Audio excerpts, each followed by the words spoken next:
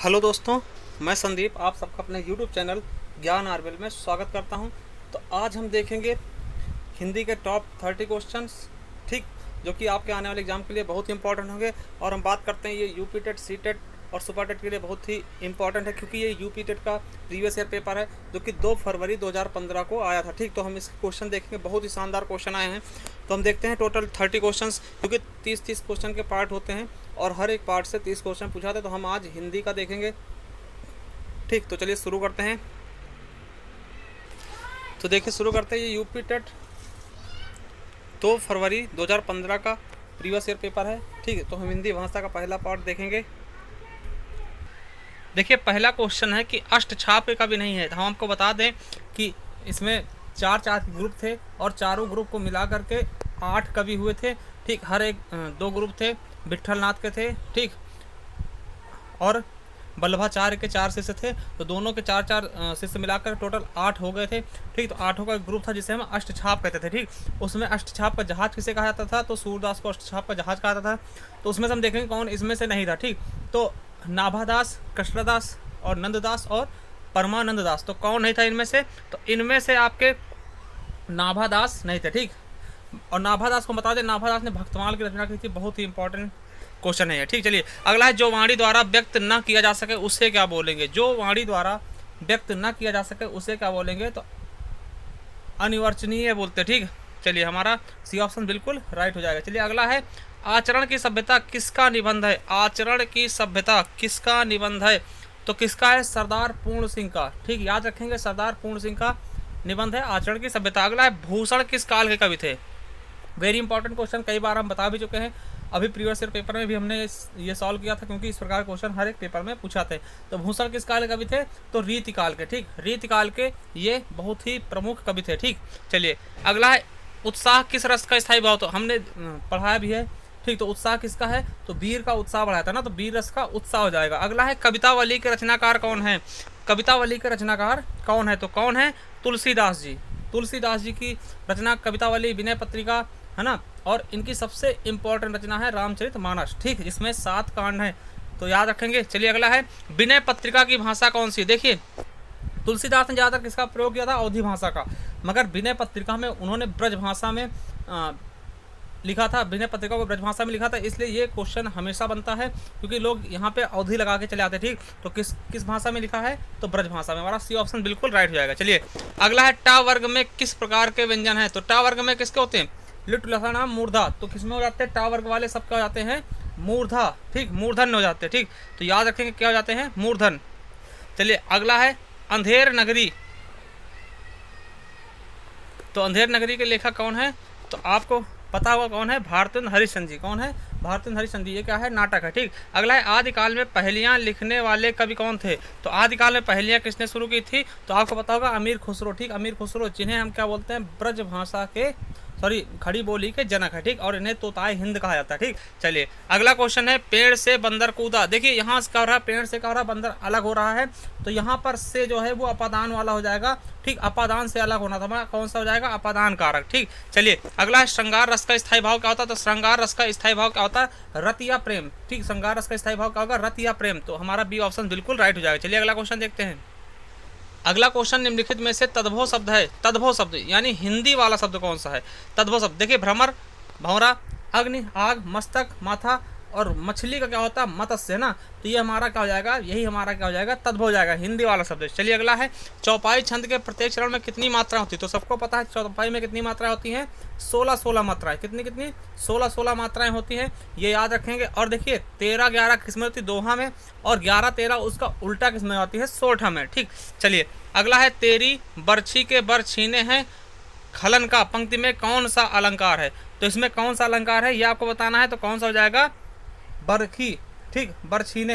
देखिए बर 2 बार आ रहा, तो यहाँ पर क्या जाएगा? यमा का अलंकार। चलिए अगला क्वेश्चन देखते हैं, हिंदी प्रदीप पत्रिका के संपादक कौन है? वेरी इंपॉर्टेंट क्वेश्चन है, कई बार पूछा जा चुका। हिंदी प्रदीप पत्रिका के संपादक कौन है?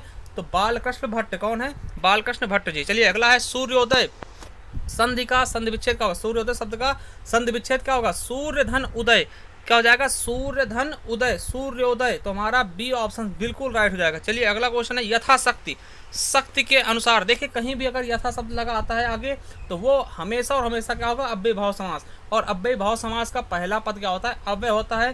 पहला पद क्या होगा, उपसर्ग होगा, ठीक।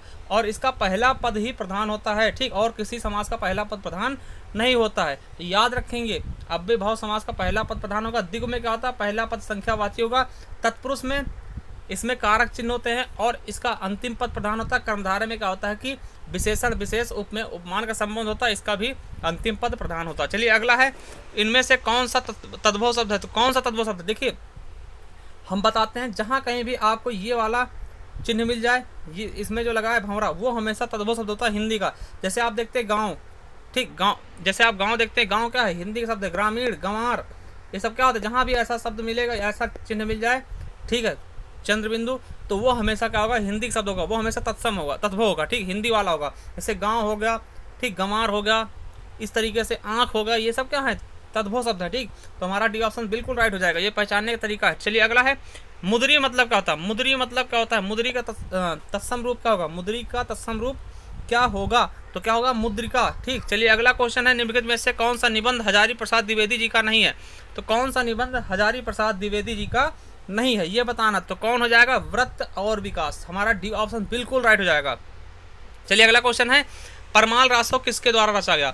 तो परमाल रासो के रचनाकार कौन है, तो जगनिक है। कौन है, जगनिक। याद रखेंगे ये इंपॉर्टेंट रचनाएं होती है बहुत ज्यादा, ठीक। चलिए अगला है, दुल्हन गावहु मंगलाचार हम घर आए राजा राम भतार, ये किसका है, किसकी पंक्तियां हैं, तो ये आपको बताना है। तो किसकी है, हमारी कबीरदास जी की, वेरी इंपॉर्टेंट है, ठीक। चलिए मृगावती किसकी रचना है, वेरी इंपॉर्टेंट। देखिए इस तरह के क्वेश्चन बहुत पूछे गए हैं, मृगावती किसकी रचना है, तो ये आपको बताना। तो किसकी है, कुतुबन की मृगावती, ठीक। तो चलिए अगला, निम्नलिखित में से शुद्ध वर्तनी वाला शब्द क्या होगा। अंतरराष्ट्रीय किस तरीके से लिखा था, तो अंतरराष्ट्रीय देखिए आपको पता होगा, अंतरराष्ट्रीय यही हमारा सही है, ठीक। ये ऑप्शन ही बिल्कुल सही है, अंतरराष्ट्रीय हमारा इसी तरीके से लिखा था। जिस प्रकार से आशीर्वाद हम देखेंगे, तो आशीर्वाद देखिए, आशीर्वाद इस तरीके से लिखा था, जो उड़ने वाला रहा होता वो वाह के ऊपर होता, ना कि लोग यहाँ पे लगाते हैं उसको सही मान के, ये वाला गलत होगा, हमारा ये वाला सही होगा, ठीक। आशीर्वाद ये वाला बिल्कुल सही होगा, ठीक। तो याद रखेंगे इस तरीके से लिखा था। चलिए अगला क्वेश्चन देखिए 26 नंबर।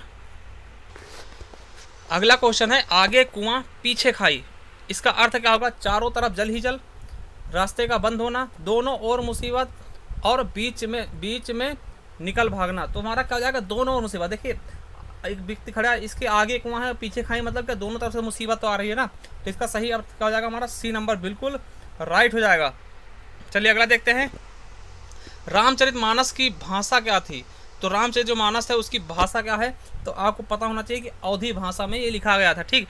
किसके द्वारा, तुलसीदास जी द्वारा। किसके द्वारा, तुलसीदास जी द्वारा अवधी भाषा में लिखा गया था। और इसमें टोटल 7 कांड होते हैं, ठीक, 7 कांड। और सबसे छोटा कांड किष्किंधा कांड है, ये भी आप याद रखेंगे, ठीक, ये भी आप याद रखेंगे। देखिए अवधी भाषा में ही आपका पद्मावती भी लिखा गया था। पद्मावती किसके द्वारा लिखा गया था, वो आप लोगों को पता होगा, इसके ऊपर मूवी बनी थी ना। तो पद्मावती मलिक मोहम्मद जायसी द्वारा लिखा गया था, ये भी अवधी भाषा में लिखा गया। बहुत ही बड़े ग्रंथ हैं, ठीक। तो ये महाकाव्य है, एक हिसाब से देख सकते हैं आप, ठीक।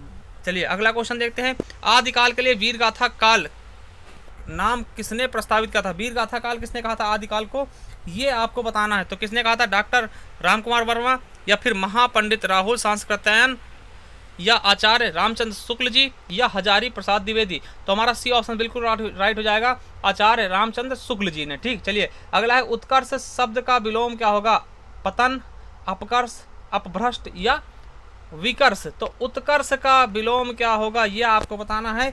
तो सही ऑप्शन क्या हो जाएगा, उत्कर्ष का अपकर्ष, ठीक। चलिए अगला है, आनंद कादंबनी के लेखक कौन है, संपादक कौन थे। तो कई बार हम इसके बारे में बता दिए, और ये क्वेश्चन कई बार पूछा भी जा चुका, तो इसके बारे में हमें हमेशा याद रखना है कौन थे।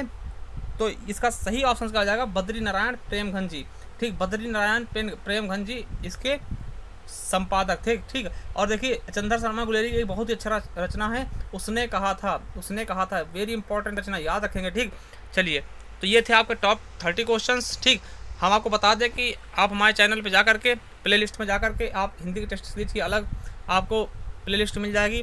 यूपीएसआई के जो प्रीवियस ईयर पेपर अगर आप सर्च कर रहे हैं तो यहाँ से आपको मिल जाएंगे, लगभग 10 प्रीवियस ईयर पेपर आपको मिल जाएंगे। उसके अलावा मूल विधि की क्लासें भी आपको मिल जाएंगी। इसके अलावा संपूर्ण हिंदी, जो कि किसी भी पेपर के लिए आप यूपी टेट, सी टेट, लेखपाल, यूपीएसआई या अन्य किसी एग्जाम के लिए आप तैयारी कर रहे हैं तो हिंदी के लिए बहुत ही अच्छा मौका आपके लिए।